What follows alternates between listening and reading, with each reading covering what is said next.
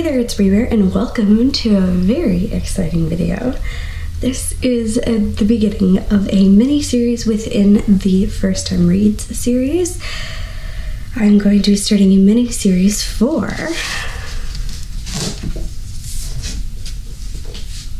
The Lord of the Rings.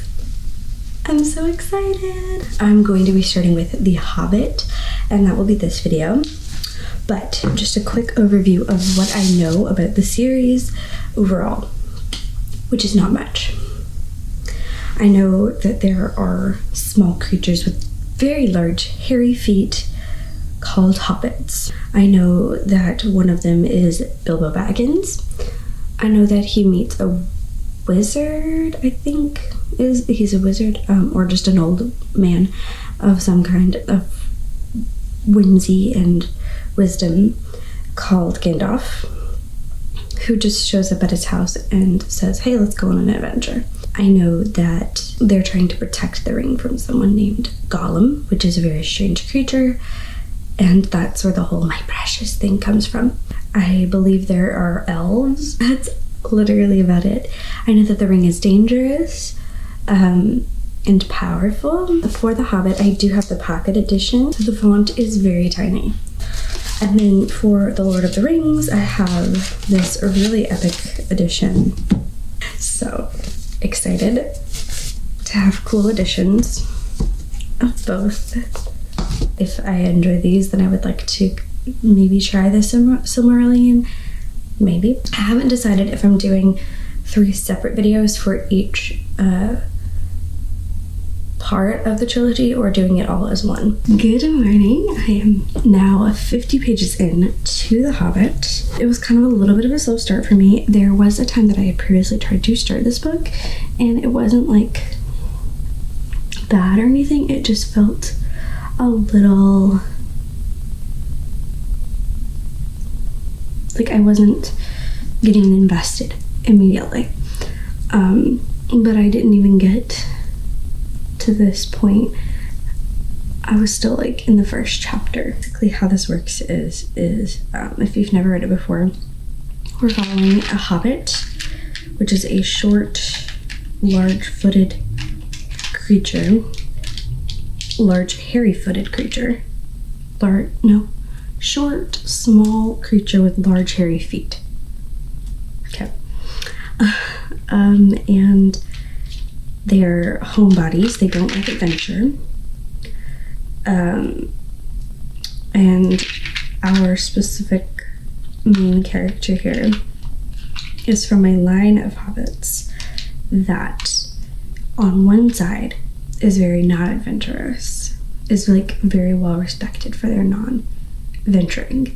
But then on his mom's side, there's a little bit of riskiness in the terms of adventuring. First, Gandalf shows up at his house, unexpected, uninvited. Bilbo invites him in, they talk for a minute, and he's like, nope, no adventure for me, no thanks. Gandalf leaves, and before he leaves, Bilbo's like, hey, sorry, no adventure for me, but you can come back tomorrow for tea. Immediately regrets it. What the crap with all the dwarves? Literally just showing up. Does not know these dwarves. We're following this group who is on a quest, or about to start a quest, to go and retrieve these riches of Thorin, which seems to be like the leader of the pack here, his family that was lost to a dragon. They're going on this adventure to go and get the riches of Thorin's family back. They invite themselves to stay the night. He overhears Thorin kind of like saying like, oh, he's not going to be any good for their adventure, basically. And that sparks the mom's side of the family energy in him, and he has to prove them wrong. So he goes in there, he says his little piece, and then decides that he's going on the adventure. Moving forward, we had this very awkward moment that was less great, where there's these elves that are helping them find their way across, I think it's like a river. Yes, a river that they need to get to the other side of, because there's a house on the other side that they're trying to get to. And the elves are like telling them, no, you need to go this way and everything, which is nice, until later on they start picking fun at them.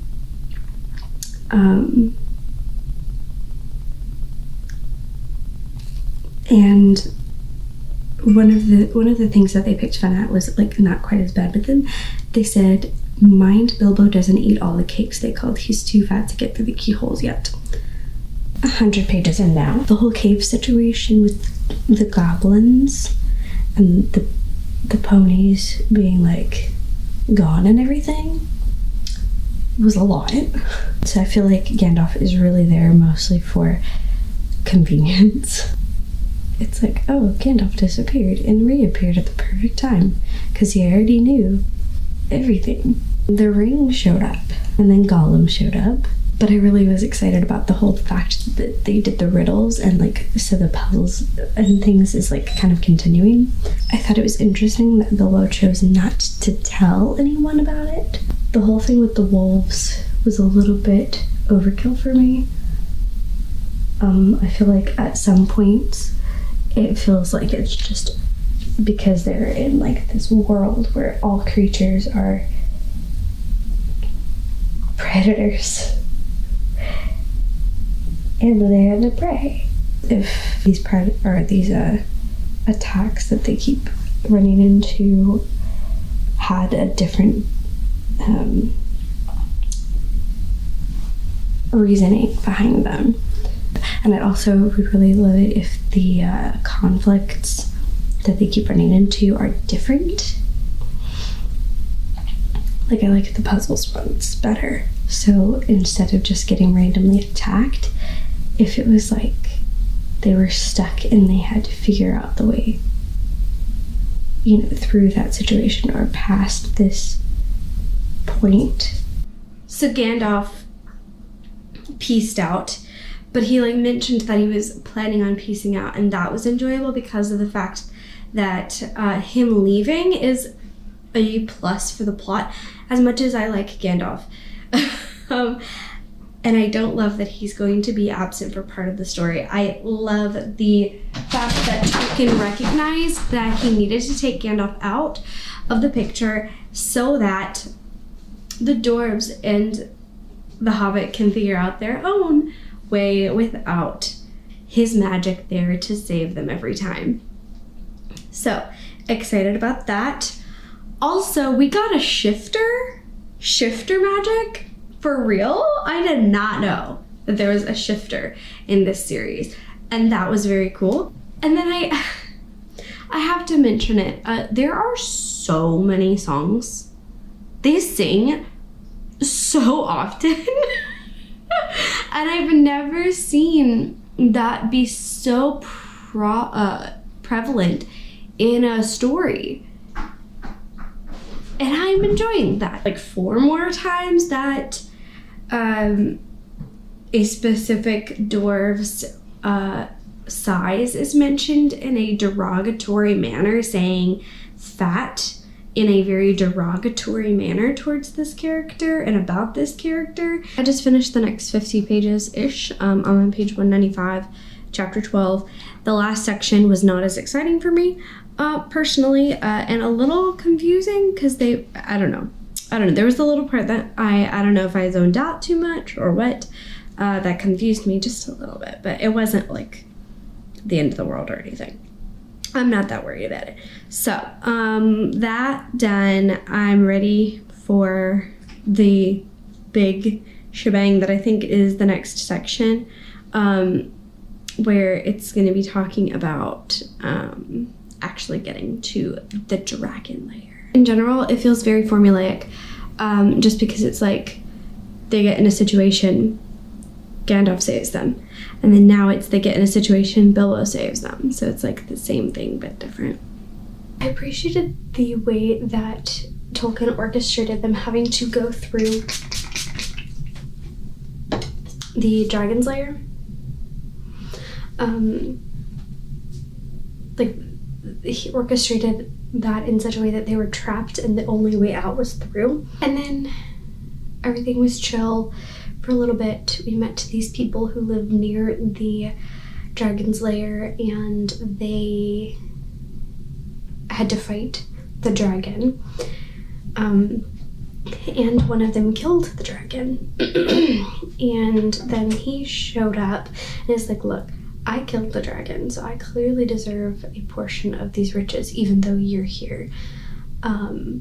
Originally, they thought, the people living near there thought that it was all just up for grabs. They didn't know that Thorin was there. But then after seeing that Thorin was there, he's like, look, I slayed that dragon for you, so you're gonna have to pay up. And so the dwarves are trapped on the mountain and without food, so they're in a bit of a predicament there because Thorin is determined that he should not have to give them part of his treasures, and they are determined that he must. So that happened, and then we start in the next chapter, and Bilbo, they're talking about the stone that Bilbo had seen and pocketed all that time ago when he when they were going through the dragon's lair to escape. And they came across some of the treasure, and he saw this beautiful stone, and he pocketed it, and he was like, well, I know I'm gonna have to tell them about this, me finding this at some point, but not right now. So he was holding on to it at this point. And then turns out it's like super important. It's like the heart and soul of their riches. So he definitely can't keep it, because Thorin is like, if I find out that someone has found it and has not told me that they found it, it's gonna be issues. So basically he tells them this, and then for some reason Bilbo has not fessed up and said, hey, I found it, or anything. Like, hasn't mentioned it at all, which I was very surprised by. But then he says he had a plan formulating in his head, and I'm like, what do you mean, a plan? What kind of plan?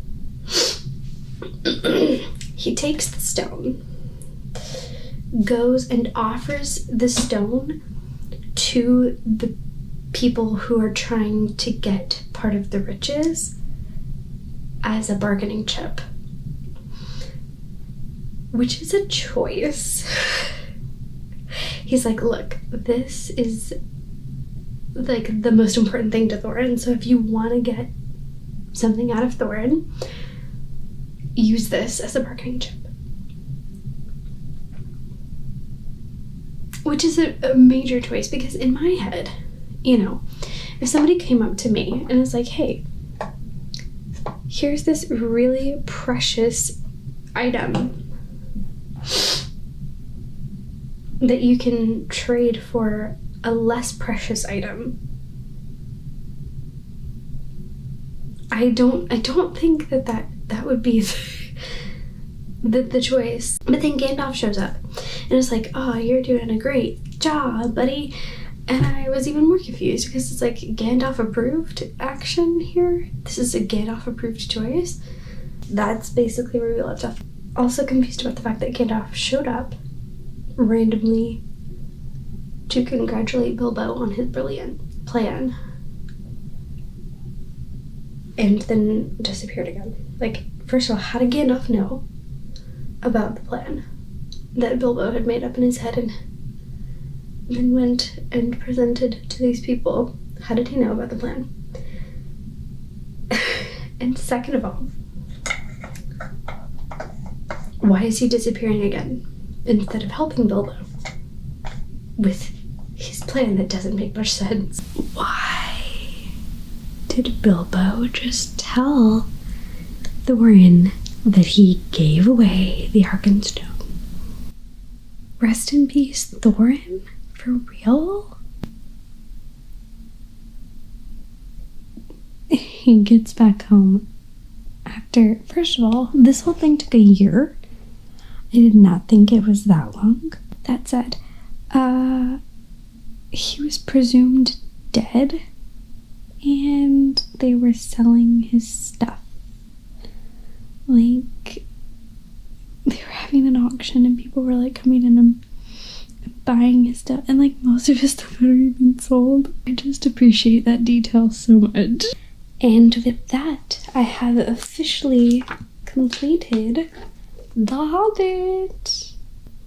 It was fun. It was a fun story. I'm not overwhelmed with like obsessive passion yet. I'm excited to watch the movie adaptation. I'm 45 minutes into the movie, the first one. I love it so much. It's perfect so far. Like, phenomenal. Erebor looks gorgeous, absolutely gorgeous, and so does Thorin, Keely, and Feely. They're beautiful. A completely different perspective on why Thorin was so determined. The way it's written in the language of the movie gives me much more of a perspective of this is it affects a lot more dwarves than just him and his company, but rather like dwarves more on a much larger scale. Grandfather was kind of a ruler rather than just rich, which was the vibe I was getting from the book. Now, I could have misunderstood or miscomprehended, because I did listen to a lot of it via audio because I was not feeling well. So I could have, things could have not connected properly when I was listening, and I could have miscomprehended some things. So that's one of the biggest challenges that could be causing that disconnect there. It could just be that they filled in some things to make it feel more emotionally impactful, which is something I very much appreciate, because that I felt like was lacking in some elements. In film, I feel like it really has given a lot more life to the story. We get a lot of elements that were lacking in the book for me. Descriptions, adverbs, things that personifying, characterizing the dialogue more with more than words, but expressions and tone, things that I felt like I didn't really get just listening to the audio, were what I did read from my eyeballs, which wasn't much. I feel like I didn't get as much of that, and getting to experience it in this way more played out, they're filling in a lot of the blanks that I felt like was missing in what would have drawn me in so much more. Done. The Hobbit movie number 1, An Unexpected Journey. Okay, the orcs. I don't remember them being in the book like at all. I remember there being elves and dwarves and trolls and wizards and goblins and a golem, but I don't remember orcs. So I don't know if I just, again, I read it at a time that I wasn't feeling the best, and I listened to it via audio, so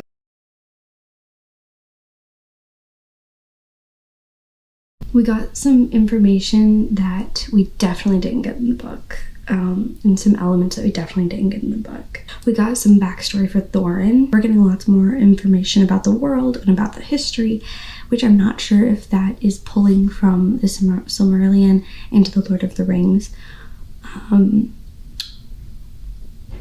to build it up and add from the other parts of the world that I haven't read yet. If it is, then that would make me even more excited. I'm halfway through The Desolation of Smaug, and wow, have we gone off the rails. As a person who is invested in both film and filmmaking, and also books and stories in that form, it really grinds my gears when a film takes someone else's work and takes excessive creative liberties with it that are not necessary. To take certain liberties in regards to things like the characterization, the way the characters are talking to each other, a little bit of the personality, not in what their personality is, but in how it's expressed. Things like that make sense, so that the story and the character arcs are able to be expressed fully.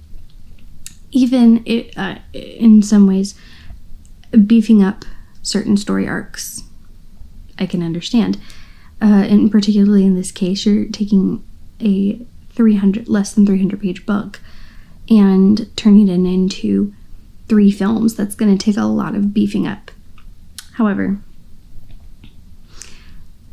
adding to and adding extra bits here and there versus completely changing things is where the problem lies for me.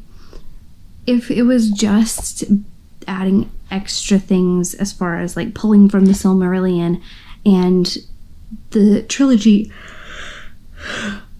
and like putting things into setup for the trilogy would be different.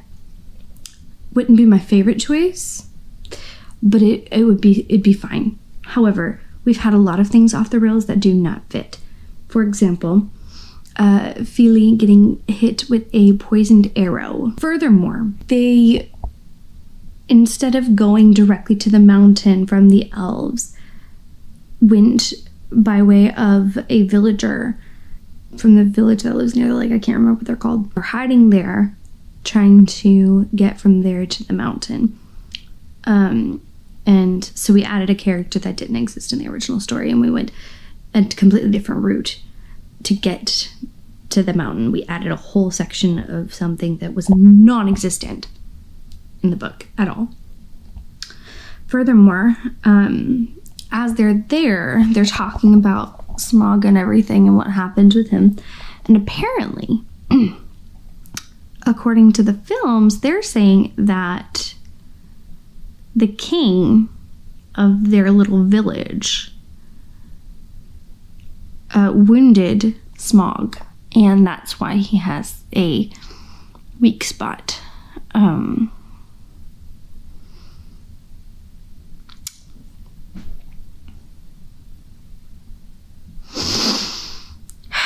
Which would have been fine if that matched, but it doesn't. So I'm starting to lose steam a little bit as far as thinking that the movies are better. I think that they both have... Here's the thing. What the movie's done isn't necessarily bad on its own. If it was its own story, then what it's done wouldn't be bothersome to me. But because you're taking someone else's story and adapting it, you don't get to just change stuff like that. I'm sorry, but that's not how it should be. You should respect the creator's work and only do what is going to translate it the best possible, which in this case would be the things that they had previously been doing. Like, it's really well made cinematically, the acting is well done, Some of the changes that were done at the beginning I was really enjoying, but now we're getting into a point where we're really going off the rails. We haven't even gotten to the freaking mountain yet, guys. We're here to talk about the fact that I finished the battle. I finished the final film. I have finished The Hobbit and the movies. Let's talk about the last movie. We really leaned into the romance subplot more than necessary. I kept seeing the phrase, I had subtitles on, it was saying black speech, and I'm curious as to what black speech is. As I was watching, I had this moment where I realized that I'm an idiot. Because I did not connect the fact that it's a bear, it's a shifter who turns into a bear, and he has bees. It's a bear. That's why it's bees that he has. It's because he's a bear. The forest was kind of a little bit weird in how they got there. We're back in movie 2 now. I didn't fully wrap up my thoughts, I don't think, on movie 2 with all of these notes. I feel like I don't remember. The forest was kind of weird. In some of the way that I was presented, I feel like cinematically could have been done better to feel more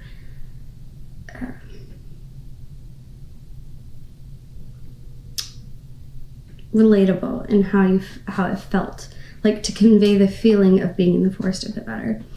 None of the Gandalf stuff, being like him being trapped and stuff, made sense to me. I don't know if I just looked away too long at one point or something and missed something, but him being like trapped in that cagey thing, that all confused me.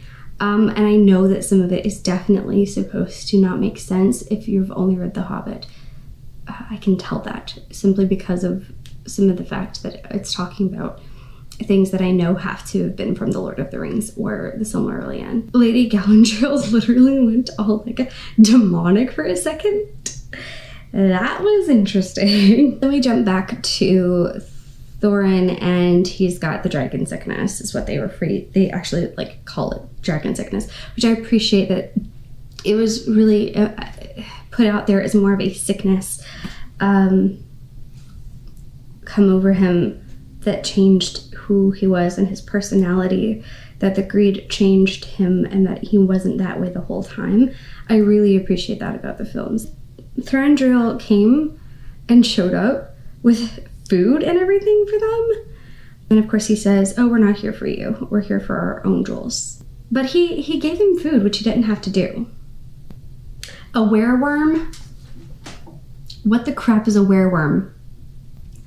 I liked the way that it played the dragon sickness because it made more sense for why Bilbo did what he did.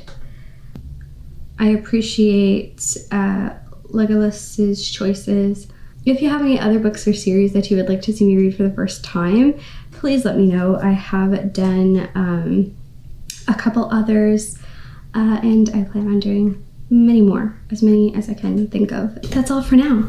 Thank you guys so much for watching. I hope you have a great rest of your day or night, whatever time it is for you. Make sure you hit the subscribe button and become a part of the Bear Scouts, and the notification bell down below so that you can be notified when I post, but most importantly, so that I can see you again very soon. Peace out, Bear Scouts.